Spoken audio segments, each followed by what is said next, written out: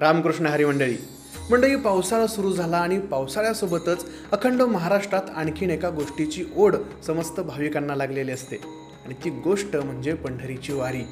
पंढरीची वारी म्हणजे महाराष्ट्रात साजरा होणारा एक मोठा सणच। हा सण म्हणजे फक्त हरिनामाचा गजर आणि निस्सीम भक्ती। आषाढाची चाहूल लागताच मनाला ओढ लागते ती याच पंढरपूरच्या पांडुरंगाच्या वारीची। असंख्य वारकरी कित्येक किलोमीटरचा रस्ता पायी तुडवत त्या पांडुरंग परमात्म्याला पाहण्यासाठी जातात आणि हा अनुपम सोहळा उभा महाराष्ट्र तल्लीन होऊन पाहत असतो। ह्याच पंढरीच्या वारीच्या दोन दिंड्या असतात, श्री संत तुकाराम महाराजांची पालखी आणि दुसरी श्री संत ज्ञानेश्वर माऊलींची पालखी। यातल्याच श्री तुकाराम महाराजांच्या पालखीचं आज दिनांक 18 जूनला देहूमधून प्रस्थान झाले आणि उद्या अर्थात 19 तारखेला श्री संत ज्ञानेश्वर माऊलींच्या पालखीचं आळंदीहून प्रस्थान होईल। पण मंडळी, अखंड महाराष्ट्राचं आराध्य दैवत असणाऱ्या पांडुरंगाची वारी म्हणजे नेमकं काय असतं, तिचं महत्त्व काय आणि वारीचा नेमका इतिहास काय आहे, याच विषयी आपण आजच्या व्हिडिओच्या माध्यमातून माहिती बघणार आहोत। नमस्कार मंडळी, मी आशुतोष आणि तुम्ही पाहताय .com अर्थात कॅरी ऑन मराठी। मंडळी, ऊन वारा पाऊस कशाचीही पर्वा न करता वारकरी न चुकता दरवर्षी वारी करतात।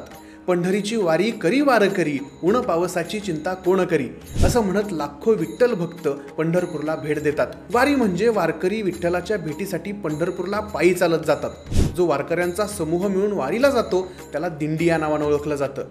वारी म्हणजे महाराष्ट्रातल्या वेगवेगळ्या गावांमधून सुरू होऊन पंढरपूर इथं संपणारी सामुदायिक पदयात्रा होय। एका माहितीनुसार असं सुद्धा सांगितलं जातं की संत ज्ञानेश्वर माऊलींचे वडील विठ्ठलपंत यांनी आषाढ आणि कार्तिक या महिन्यात पंढरपूरला जाण्यासाठीची वारी सुरू केली।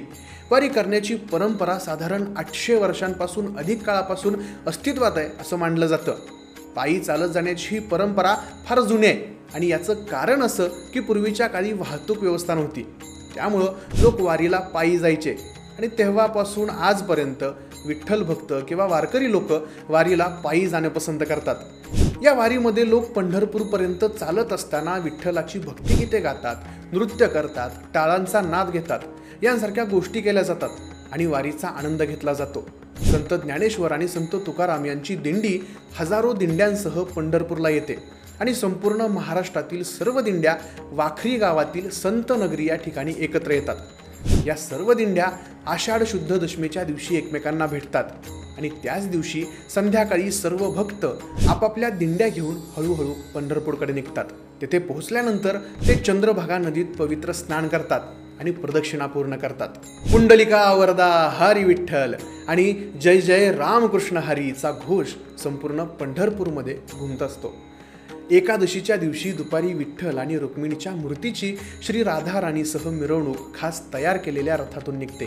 पंढरपूरला वारकरी विठ्ठलाच्या भेटीसाठी वर्षातून एकदा जातात आणि पंढरपूरला वारीतून जाण्यासाठी 4 तीर्थयात्रा असतात। वारकरी वर्षातील चैत्रवारी, कार्तिक वारी, आषाढी वारी किंवा आषाढी यात्रा आणि माघी यात्रा यापैकी कोणत्याही एका वारीमधून पंढरपूरला जात असतात।